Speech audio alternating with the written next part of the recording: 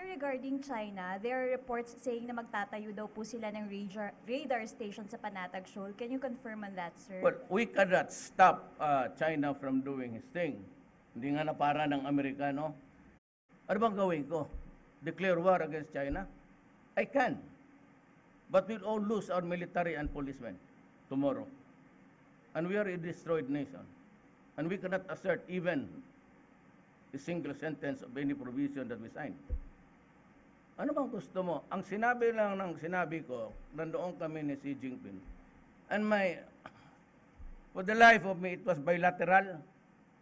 Marami kami, ako, sa mga cabinet members, and I said, I will not invoke the arbitral ruling now.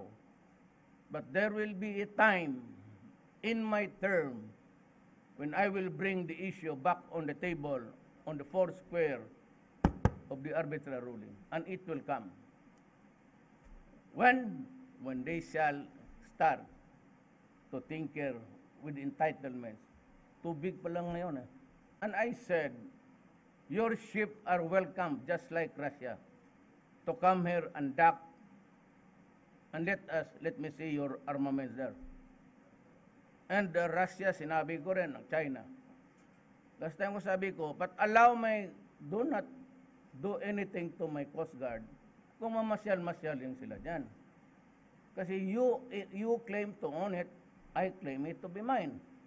In the meantime, just keep open at huwag mong galawin yung mga Coast Guard ko. Huwag naman yung gray ships. The gray ships are the Navy. Okay, hindi pa sila nagpadala doon. Bakit mag-discriminate ako sa China?